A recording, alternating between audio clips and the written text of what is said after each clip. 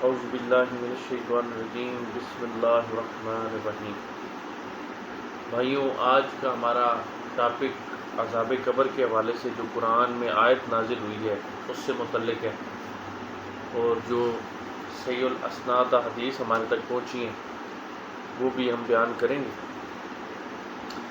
پہلے تو قرآن کی آیت بیان کرتے ہیں جو عذاب قبر کے حوالے سے نازل ہوئی ہے۔ صحیح بخاری اور صحیح مسلم کی حدیث میں آتا ہے، برا بن عازب رضی اللہ عنہ بیان کرتے ہیں کہ رسول اللہ صلی اللہ علیہ وسلم نے فرمایا کہ یہ آیت عذاب قبر کے حوالے سے نازل ہوئی ہے۔ یہ یعنی کہ قبر میں جب سوالات ہوتے ہیں تو اس حوالے سے یہ آیت نازل ہوئی ہے۔ یثبت اللہ الذین آمنوا بالقول الثابت فی الحیاۃ الدنیا وفی الآخرہ۔ اللہ ان لوگوں کو جو ایمان لاتے ہیں سچی بات پر دنیا اور آخرت میں ثابت قدم رکھتا ہے۔ اور ایک روایت میں ہے کہ نبی کریم صلی اللہ علیہ وسلم سے مروی ہے، آپ نے فرمایا یثبت اللہ الذی آمنوا بالقول الثابت وفی الحیاۃ الدنیا وفی الآخرہ۔ یہ آیت قرآن کی عذاب قبر کے بارے میں نازل ہوئی۔ پوچھا جائے گا کہ تیرا رب کون؟ تو وہ کہے گا کہ میرا رب اللہ ہے اور میرے نبی محمد صلی اللہ علیہ وسلم۔ یعنی کہ دنیا میں بھی ان کا قول یہی ہوتا ہے کہ میرا رب اللہ ہے اور میرے پرافٹ محمد صلی اللہ علیہ وسلم ہے، اور قبر میں بھی ان کا یہی قول ہوگا۔ قبر میں بھی یہی کہیں گے کہ میرا رب اللہ ہے، میرے نبی محمد صلی اللہ علیہ وسلم۔ پھر وہ حدیث میں ڈیٹیل سے ملتا ہے کہ اس جو یعنی کہ نیکوکار شخص ہوتا ہے، اگر وہ فوت ہو تو وہ جب فوت ہوتا ہے تو اس سے سوال ہوتے ہیں۔ پہلا سوال ہوتا ہے من ربو کا، وہ کہتا ہے میرا رب اللہ ہے، ربی اللہ، میرا رب اللہ ہے۔ پھر اس سے پوچھا جاتا ہے ما نبیو کا، تیرا نبی کون ہے؟ وہ کہتا ہے میرے نبی محمد صلی اللہ علیہ وسلم ہے۔ پھر اس سے پوچھا جاتا ہے ما دینو کا، تو وہ کہتا ہے میرا دین اسلام ہے۔ تو یعنی کہ پھر فرشتے اس سے پوچھتے ہیں کہ یہ سب کچھ تجھے کس طرح پتہ چل گیا؟ تو وہ کہتا ہے کہ میں نے کتاب اللہ پڑھی تھی، میں نے اس کی تصدیق کی اور میں ایمان لے کے آیا۔ تو جس نے کتاب اللہ پڑھی ہوگی وہی جواب دے سکے گا نا میرے بھائی۔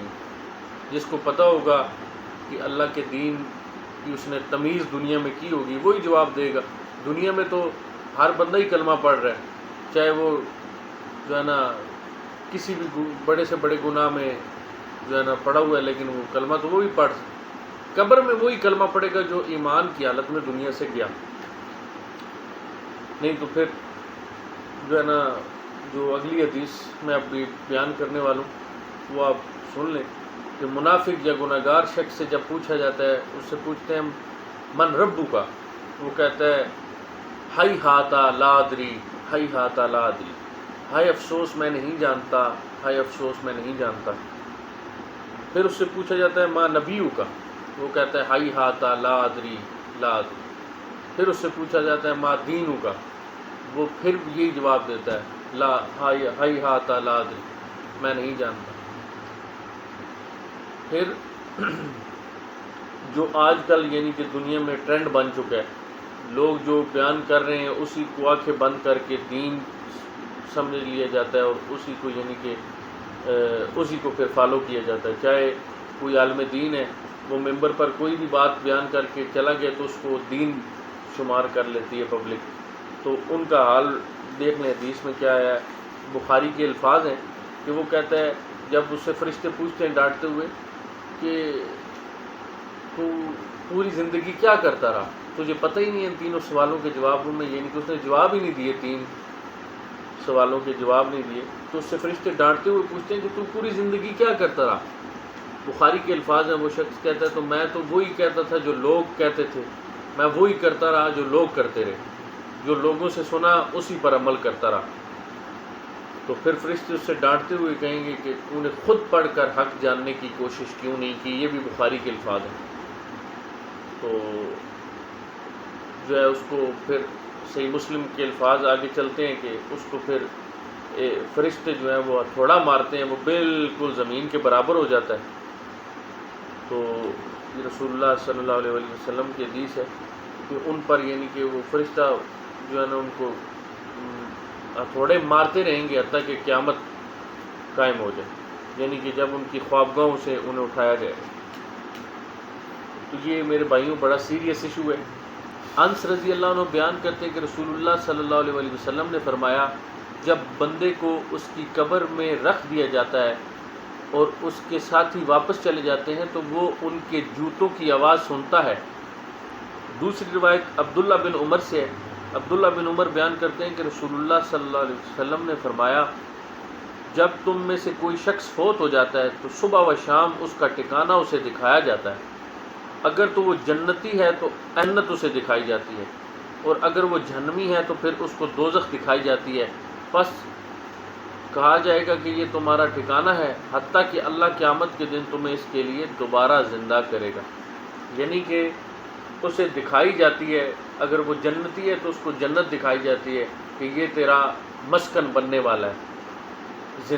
یعنی کہ جو ہے نا ابھی برزخی زندگی میں، جنت میں تو قیامت والے دن داخل ہوگا نا، روز محشر کے بعد فیصلہ اللہ تعالیٰ کرے گا۔ ابھی بھی وہ برزخی زندگی میں بھی جنت میں موجود ہے، لیکن جسم کے ساتھ دوبارہ جب جنت میں داخل ہونا ہے نا، جس طرح دنیا میں جسم کے ساتھ اعضاء کے ساتھ ہم موجود ہیں، اس طرح ہم نے جنت میں داخل ہونا ہے۔ تو یہ قیامت والے دن اللہ تعالیٰ میں باقاعدہ طور پر جنت میں بھیجے گا۔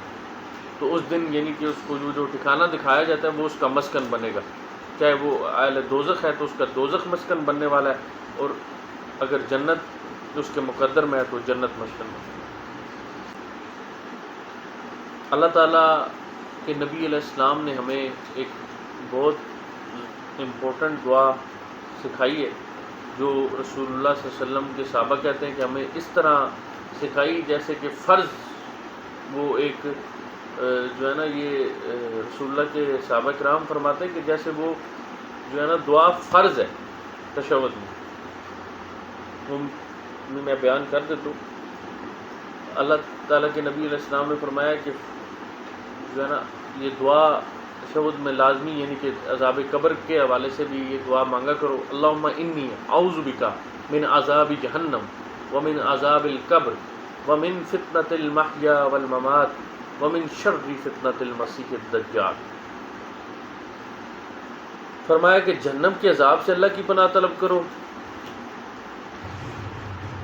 پھر فرمایا عذاب قبر سے اللہ کی پناہ طلب کرو، پھر فرمایا کہ زندگی اور موت کے فتنے سے اللہ کی پناہ طلب کرو، پھر فرمایا کہ دجال کے فتنے سے اللہ کی پناہ طلب کرو۔ ابو ہریرہ سے بھی روایت آتی ہے کہ رسول اللہ صلی اللہ علیہ وآلہ وسلم نے فرمایا، جب میت کو قبر میں دفن کر دیا جاتا ہے تو سیاہ فام نیلی آنکھوں والی دو فرشتے اس کے پاس آ جاتے ہیں، ایک کا نام منکر اور دوسرے کا نکیر ہے۔ پس وہ کہتے ہیں کہ اس کے بارے میں، یعنی محمد صلی اللہ علیہ وآلہ وسلم کے بارے میں تم کیا کہا کرتے تھے؟ وہ کہتا ہے کہ وہ اللہ کے بندے اور اس کے رسول ہیں، میں گواہی دیتا ہوں کہ اللہ کے سوا کوئی معبود نہیں۔ یہ جب اس سے پوچھتے ہیں من ربو کا، تو وہ کہتا ہے اللہ کے سوا کوئی معبود نہیں، وہی برحق ہے۔ اور وہ دونوں فرشتے کہتے ہیں کہ ہمیں پتہ تھا کہ تم یہی کہو گے۔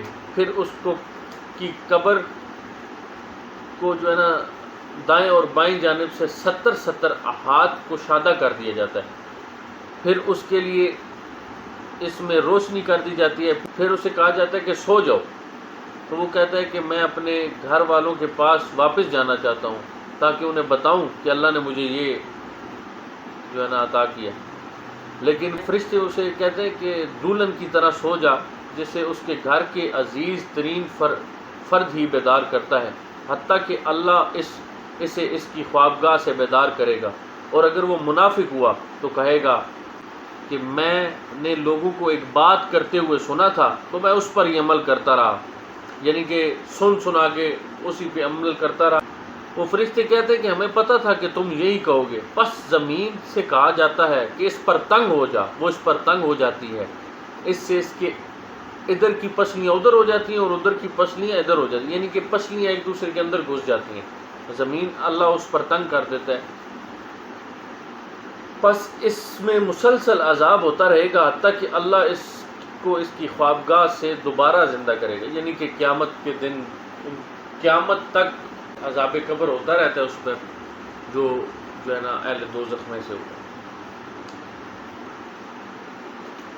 لیکن ایک بات میں آپ کو بتا دوں، مسلمان جو بھی ہے، کلمہ گو مسلمان جو بھی ہے، اس نے ایک نہ ایک دن جنت میں ضرور جانا ہے، اپنا حساب بھگت کے جیسے بھی ہے اس نے جنت میں لازمی داخل ہونا ہے، چاہے وہ ہزاروں سال کی زندگی دوزخ میں رہے، اس نے ایک نہ ایک دن جنت میں لازمی جانا ہے، کیونکہ بخاری شریف کی حدیث ہے کہ جس نے پڑھا لا الہ الا اللہ محمد رسول اللہ وہ ضرور جنت میں جائے گا۔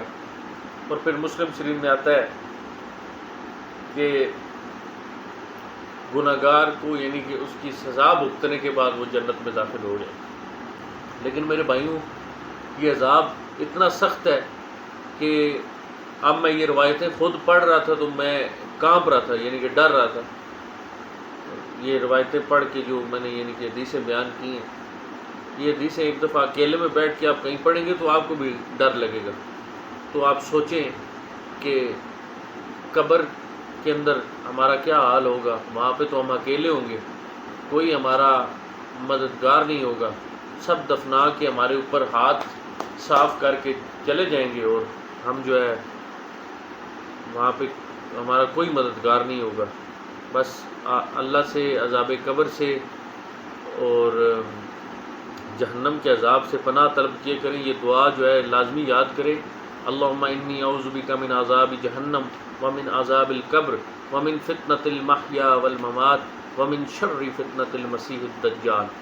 یہ دعا رسول اللہ صلی اللہ علیہ وسلم نے صحابہ کرام فرماتے ہیں کہ ایسے تعلیم فرمائیے جیسے جو ہے نا قرآن کی کوئی آیت جو ہے نا اللہ تعالیٰ کے نبی علیہ السلام نے لوگوں کو سکھایا ہے، جیسے قرآن اس طرح صحابہ کرام کہتے تھے کہ ہمیں یہ دعا تعلیم فرمائیے۔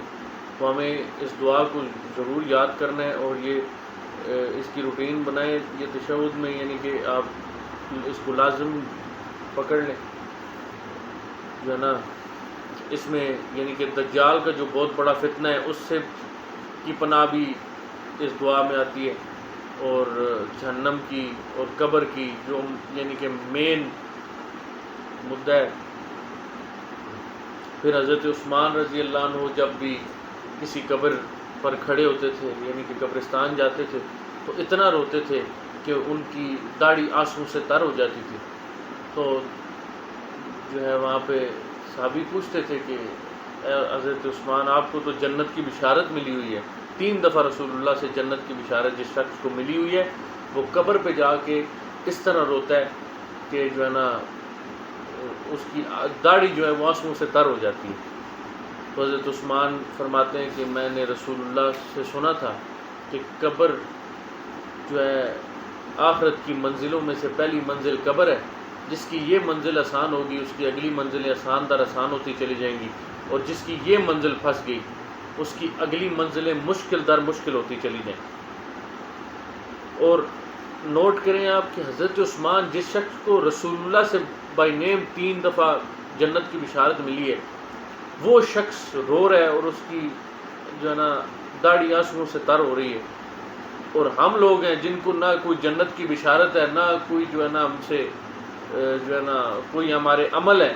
وہ تو صحابہ کرام تھے، ان کی عمل بھی اعلیٰ تھے اور وہ رسول اللہ کے تربیت یافتہ تھے، ہمارے عمل بھی نہیں ہے اور ہم بے فکری کی زندگی گزار رہے ہیں۔ یہ لمحہ فکری ہے ہمارے لیے۔